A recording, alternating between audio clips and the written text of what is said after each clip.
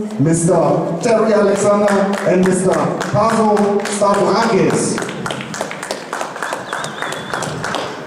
Okay, there are two microphones over there.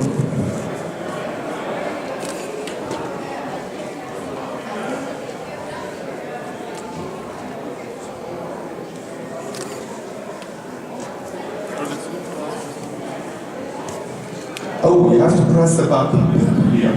Sorry. Doesn't work. So, we have a question here. Hi guys.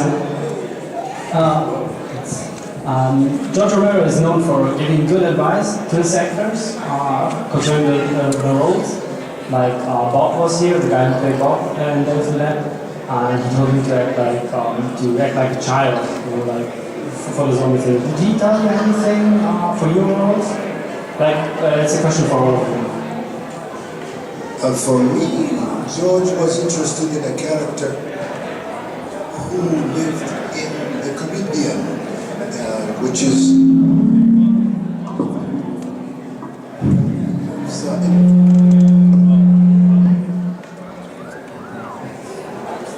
who lives in the Caribbean, which is in the southern part of the world, and he wanted someone who had the Caribbean, who talked like a Caribbean person.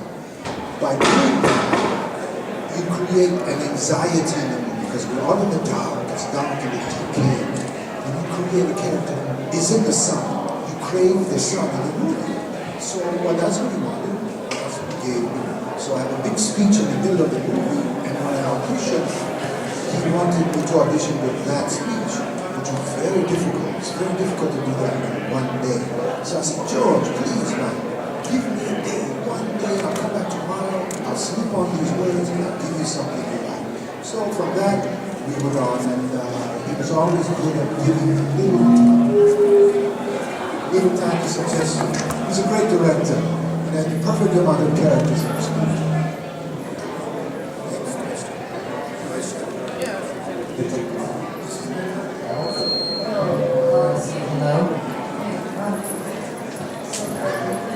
I'm done. Okay. From my part, George didn't really direct me in my scene. I was the little girl in the basement, and I looked like that. My dad, my father, Carl Hardman, directed me in that scene. He just kind of told me to live and be just a little off. And but nobody. I don't think George wanted a specific thing for most of the zombies. I think he kind of wanted them to find their own way. And Tasso may have a... I think you're exactly right. With the zombies, George asked everyone to bring a little something of their own. How's that? So, but I watched him while we were doing other stuff, special effects, and we were doing stunts. I watched him from the side, and he did. He would let the actor do something in the scene, and then for the second, third take, he would suggest something very small, like that, like be a child. Think of the sun, something. He would just come to his head. He would make little suggestions and see what he got from the actor. Also, when I first read the script, it was much larger. It was a big script. So when they cut the budget, he had to cut some of the characters out. And by doing that, George became an even better director because he was in touch with each character specifically, and he could do specific direction. Wonderful writer-director. Back in the day, there weren't many writer-directors. Now they're all over the place. All over the place, all over the world. But he became, I think, he always was a great director. And even in Night of the Living Dead, which I think is the first great reality movie. It got a lot of reality TV, but it came on like a reality movie, which is rare and incredibly next step. So, can you tell us a little bit, the question for you three, what has changed in your life since you become involved in the Living Dead franchise, in the Romero franchise?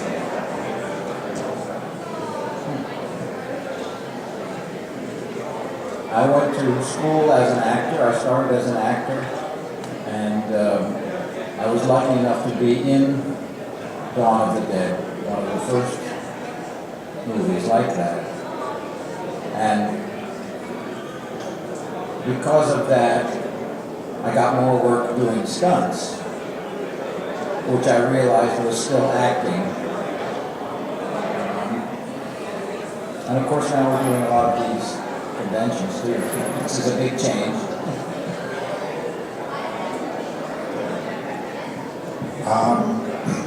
After Day of the Dead, I went right back to the theater, because most of my work took place in the theater, making tours all around the country. And because it was a cult film, and Tom Savini, it was his best piece of work, I think it scared too many people away. Now it's being appreciated with the television series that are out, ABC's and Walking Dead, and they're revisiting Day of the Dead. And I never expected to be here in front of you 25 years later. I'm very happy about that. It's 45 for me. so everything has changed. I mean, really Night of the Living Dead did change the sort of the path that I took. Not so much in my career, because I did not become an actress. I was a school teacher for 25 years. I taught ceramics. But I would never be here with you if not for Night of the Living Dead. And I would not have many of the friends that I have if not for Night of the Living Dead. So it was a completely positive experience for me. I wouldn't change one moment of it. It's the odd and exciting and interesting, mysterious part of these movies is that, like the vampire genre, the zombie idea, it strikes us, all of us, and that's why there are these conventions, and that's why it's still working, and all the shows are on TV and the movies keep coming. The whole idea strikes us somewhere in the core, inside our subliminal mind and our consciousness. And maybe we don't know why. It's frightening because we see ourselves, a terrible side of ourselves that's scaring us. And so that's what's interesting and life-changing about all of this. It's not, when we were making the movies, it was just another movie. And then afterwards it became something, and when the audiences were watching it, it became something else. And now it's still going. So that's what's interesting about this genre.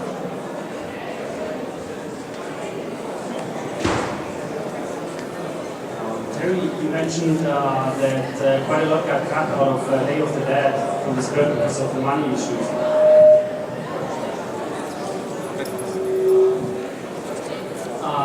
Did Romero do any of those things in Land of the Dead or Diary of the Dead? Have you seen that? Is there anything in there, or can you tell us about the cuts in general? Can you tell us about the cuts in general? Day of the Dead, what you had to cut out due to budget reasons? Well, the special effects were many and awful, so that's what took most of the money. The actors were only in scale, SAG scale, we were paid by a terrible amount like they do now for actors, so that's what all the money was. So they cut out a lot of the special effects from beginning to end. There's a scene where Sarah cuts off an arm. I think that was in the beginning of the movie, instead of 2/3 of the way through. Now 2/3 of the way through, it made more emotional sense for her to try and save her lover. And this makes the drama stronger. He just rearranged things a little bit better. He became more in touch with the characters, which we all enjoy. When you write a movie, you have too many characters. Sometimes it dissipates where the movie is going because you're following too many people. Just the perfect amount of characters for this movie. It was huge. And characters and special credit. I read an early script where Dr. Logan's part was much larger. The zombies were color-coded. They had dots, red, blue, green, and these group of zombies could do this trick, and these zombies could do that trick. He was training large portions of them, and so that whole side of it was much larger in one of the early scripts.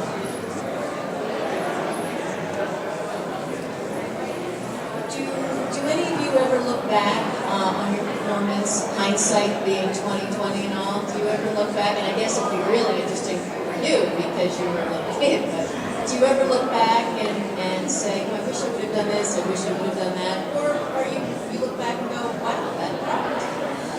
As an actor, whatever you're in, you always say, you see the bad stuff. And I was terrible. Why did I do that before? And it's really pretty good.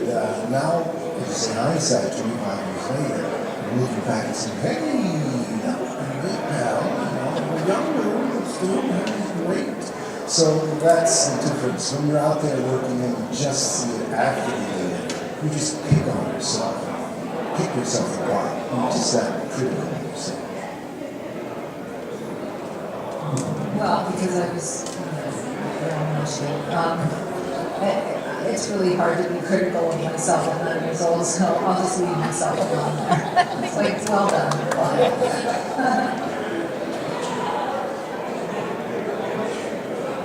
So besides the movies you did with Romero, what, a question to all three of you, what are your personal favorite project? What's your favorite personal project?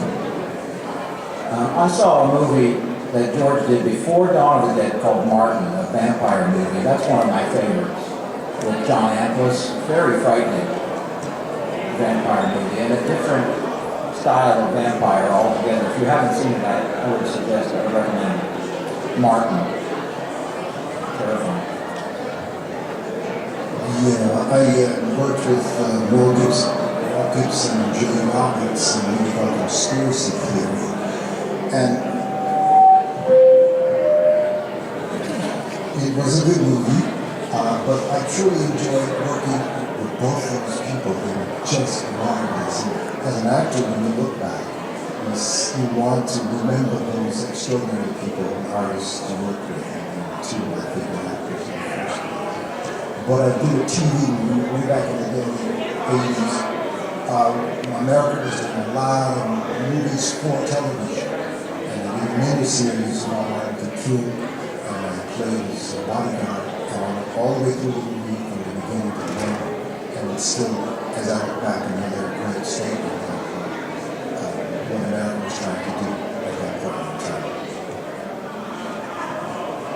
Well, my favorite project that I was actually involved with is obviously 9/11, because it's kind of the only one that everybody knows about. But I think you were sort of going for a favorite movie.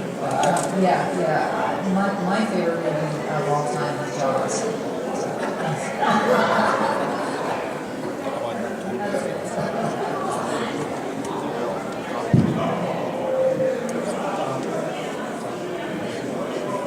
We're working on it. Okay. We don't know what it is. You just mentioned Mel Gibson. He's not the only one, but recently many actors had meltdowns. What's your take on that? Is the pressure higher nowadays than back, like in the 80s or 70s?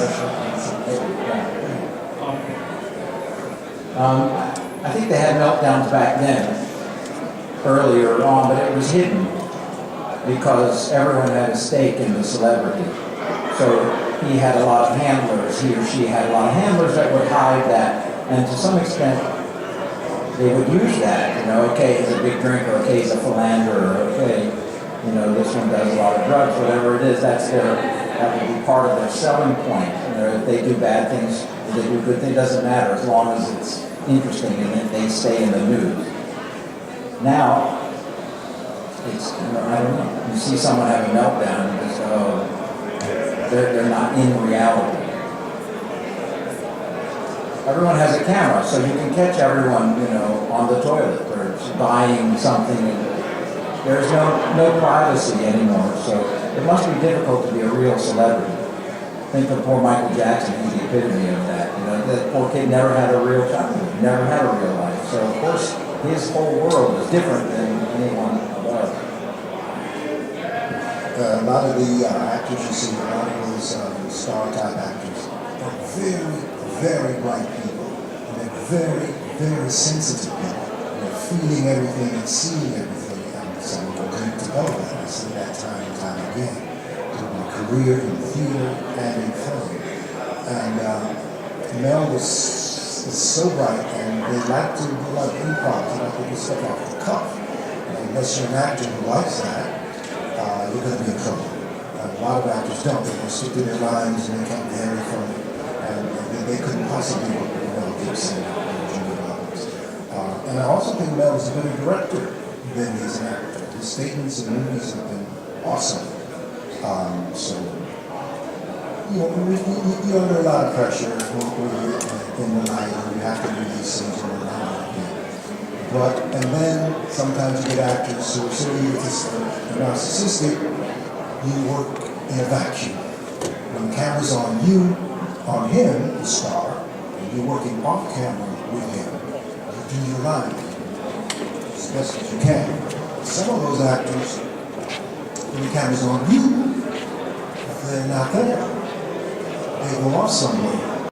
You gotta work your lines with the script girl.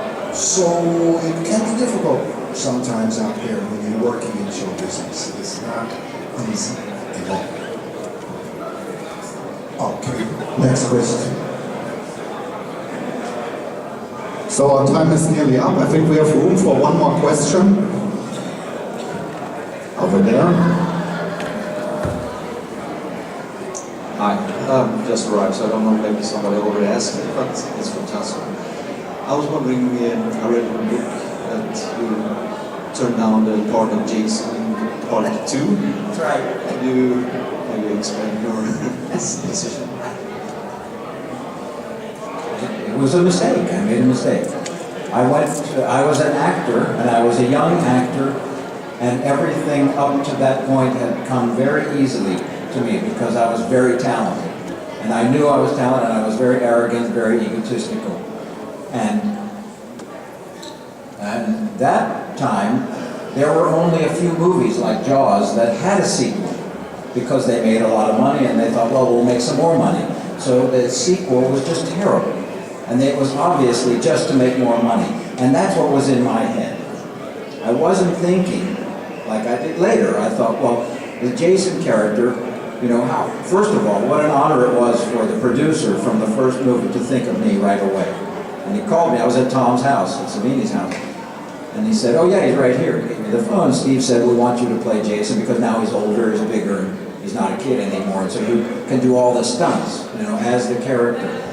And it wasn't until much later that I thought, this is my Boris Karloff moment, you know, with Frankenstein, when Bela Lugosi turned that down. And Boris Karloff said, sure, I'll do that. It was a great acting bit. You're covered in all this makeup and character, and you have to act through that. It would have been better. At the time, I thought, I want to be an actor. I don't want to be a stuntman. I don't want to do these characters, these kind of crazy, you know, these sequels that are going to be terrible.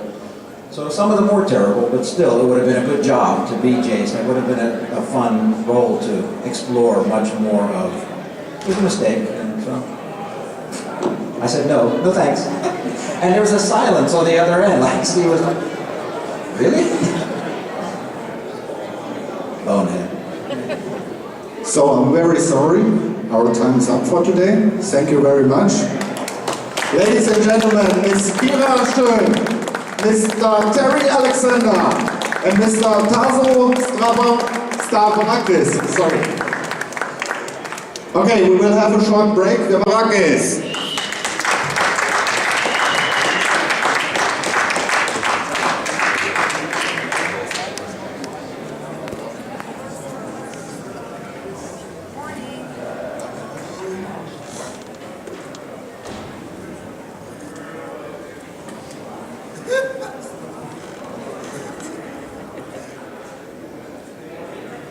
Everybody's still tired.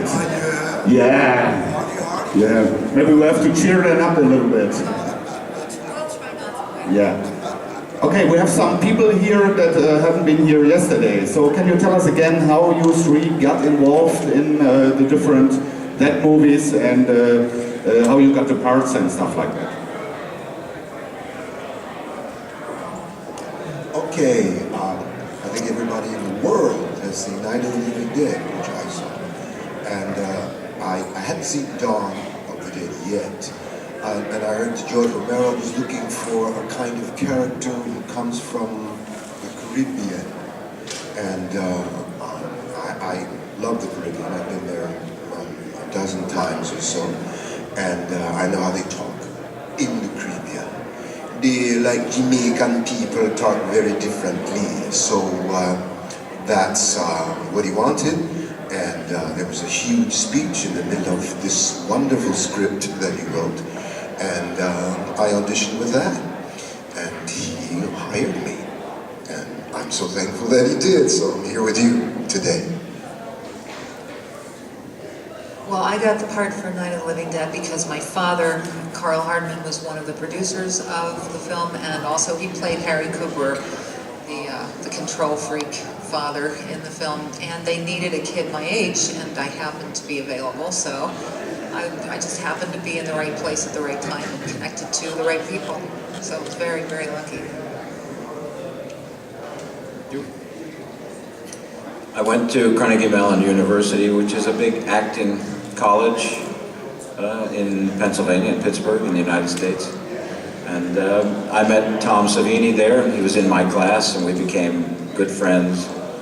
And he also was teaching special effects makeup, and when he went to do Dawn of the Dead, I went with him, and that's how I got started. So a question to you, Tarso. You've done a lot of stunt work, movies like Zorro and Pirates of the Caribbean. Can you tell us how those projects came together, how you got to be a stunt coordinator or stuntman on those projects? I'm an actor. I went to school for acting, and I keep trying to act, but there's a lot more work as a stuntman. Even in one film, you can have many parts, like Dawn of the Dead. I played 100 different zombies just by hiding my face, putting on a different hat, a different costume. So it took me a while, but I realized that after several years that if I want to keep working in the business, then I won't turn down any more stunt work.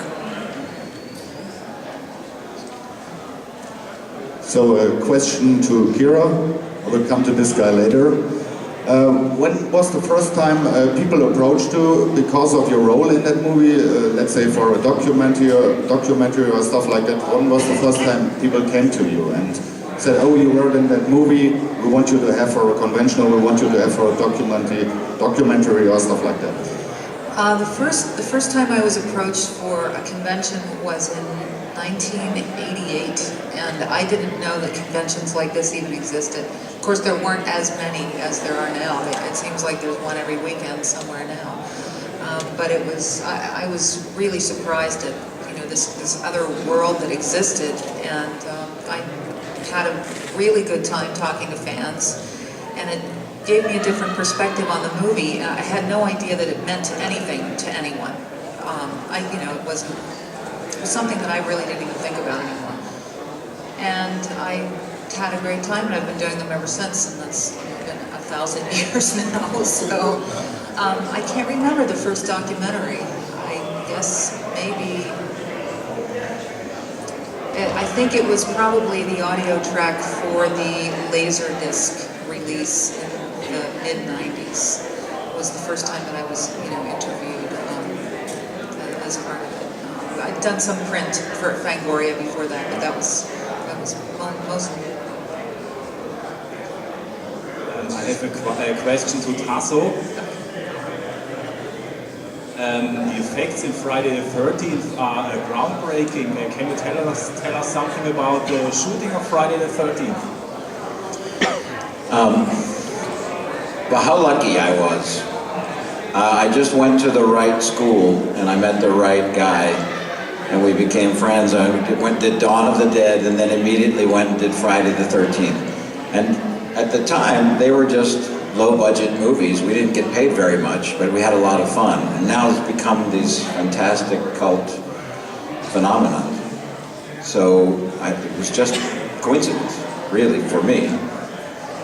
And it did get better. It got a lot better. Of course, we had Dawn of the Dead to do a lot of experimenting. And in between Dawn of the Dead and Friday the 13th, we drove up and stopped at Dick Smith's house. And Dick Smith is the father of modern special effects. And he invited us into his house and showed us a lot of his stuff. And we had some questions that he answered for us then. Are there special scenes or effects that you want to know specifically how we did it? Just, oh yes? Yes, because we also did the stunts. I did the stunts and Tom did some as well. And so I got to play the killer at the beginning of the movie. All the hands and the running of the feet and the cutting of the throats. And of course at the end of the movie, everybody's seen my hairy knuckles by then. Yeah, I look nothing like Betsy Palmer, but there you go. I was the only stunt guy, so. I got to do a lot of the action. That was fun. It was great fun. So a question to Terry. Can you tell us a little bit what has changed for you after you have done the Dead movie in the way of your acting career and other stuff? Day when it came out was revolutionary. I mean, the special effects were so dynamic that in that day people would run out of the theater. They don't run out of the theater anymore. We've all kind of gotten used to that kind of thing. A question was asked of me yesterday about my family. My son is a policeman, he's a cop. And I think cops see more horror than you could possibly believe on a daily basis. And then when he was a rookie, the sergeant would go say, hey, that lady over there, she jumped 14 stories off the building. You got to go over there and see it, because you got to get used to this stuff. And they see bodies crushed, and when people jump out of buildings, their liver explodes, and all other kinds of ugly things. So he said, well, my papa's an actor, you know, I want you to watch his movie, you know, to his cop buddies. So they all sit and watch the movie, and he told me that the only time they flinched, these cops that see everything, is when Sarah chops off Miguel's arm. They freaked out. Otherwise, they just sat and watched all the other special effects. From that movie, I went again directly back into the theater because people were freaked out about it. It wasn't accepted like it is now. People are going back to watch the movie because of The Walking Dead and all the other zombie movies, Shaun of the Dead, all these movies that are coming out. So I went back to the theater and went on the road and did a bunch of plays, which I love to do. And then I went into daytime TV. Daytime TV is soap operas, basically, and which in the United States, there are not too many left. They're being replaced by reality TV. Not because they don't have great characters and do great storyline, it's because reality TV is cheaper to do. It's cheaper to sell you product, soap and cars and whatever. And so we're missing a lot of really good stories because the producers just want to sell. So that was basically what happened to me after Day. And then finally, I did another horror movie, a very small part, and they tore off my arms. And one more called The Werewolf of Washington. I think that DVD, I'm going to try and find it here. I think it's somewhere. There's got so many. I'm going to get a copy of that, but that was way back in, I think, the 70s. That's a long time ago. I have a question over here. Hi. What is your favorite recent zombie movie that you have watched? Or horror movie, if you haven't watched any zombie movies? I think the sexiest horror movie I've ever seen is Species. I really got a kick out of that. It really good. Ben Kingsley and a bunch of wonderful actors were in that movie, so that got to me. I loved it. I loved it.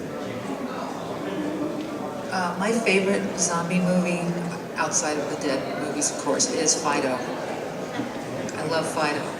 You ever seen Fido? It's awesome. It's very, very good. Have you seen it?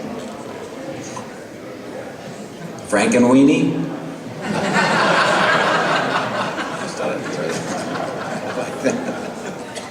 So I have a question to all three of you. What's your personal opinion? Why do you think people enjoy horror movies so much? And on the other hand, why are there people that hate those movies so much? Well, scary stories are very old. I'm sure they go back farther than anyone can remember. Even in the Greek theater, there was comedy and tragedy, and the tragedy was full of terrifying stories. This is what's going to happen, and not if you misbehave, not if you're bad. This could just happen to anybody. You know, even the greatest hero can have this tragedy happen.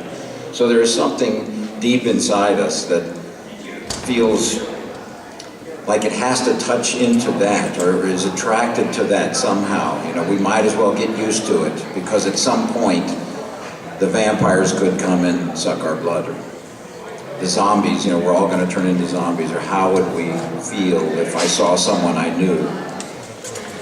It hits us somewhere deep in the subconscious, I think, to be frightened. And we feel a need for that, we're drawn to that. And some people are afraid of that and can't face that fact. I think most of us like to touch into it now and then. It's like hot sauce.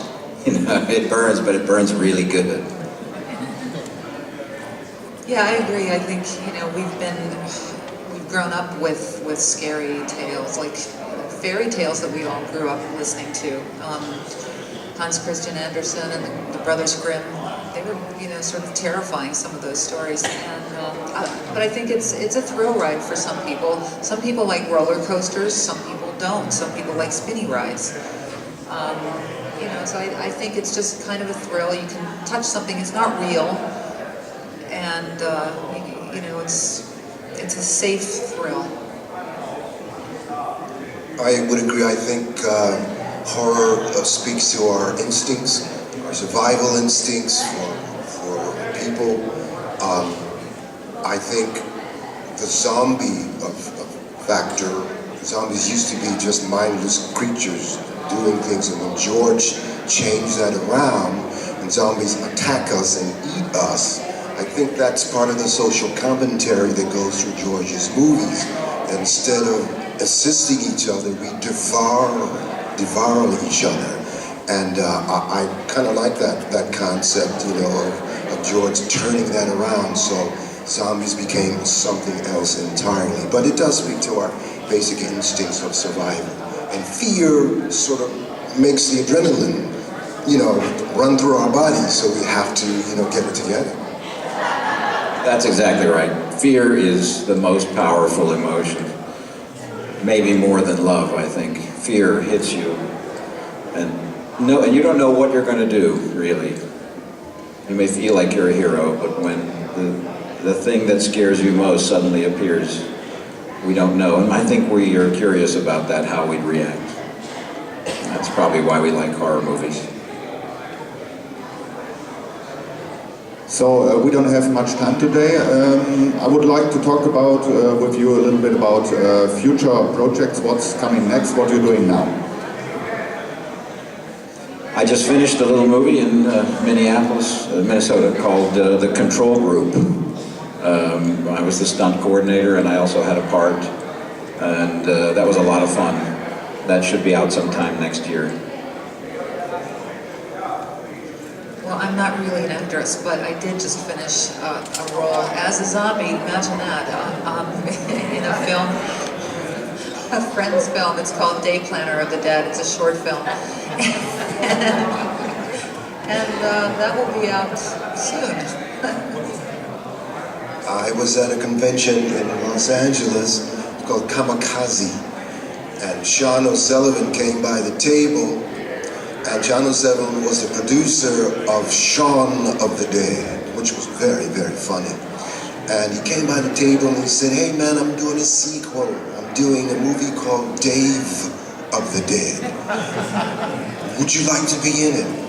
I said, "Yeah man, I'd love to be in it." And he said, "Yes man, we gotta get that poorly bird flying again, you know, we have to do that." And I said, "Hey man, I'm your man, it's me, come on my way." So hopefully, yeah, I will shoot that soon, and hopefully you will see it.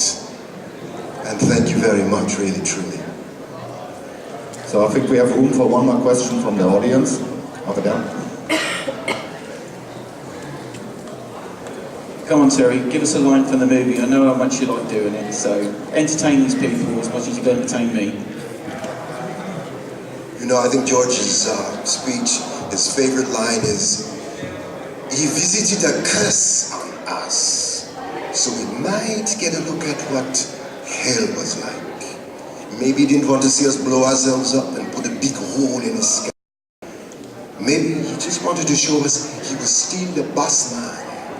Maybe he figured we was getting too big for our britches, trying to figure his shit out, man."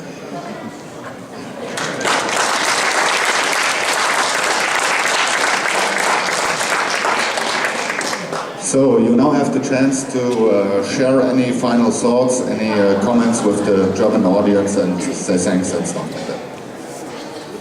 Well, I would just like to thank everybody for having me here. I'm really delighted to be here, and I just feel that, you know, my role in Night of the Living Dead was just such a blessing, because without it I would not be able to be here with you and visit.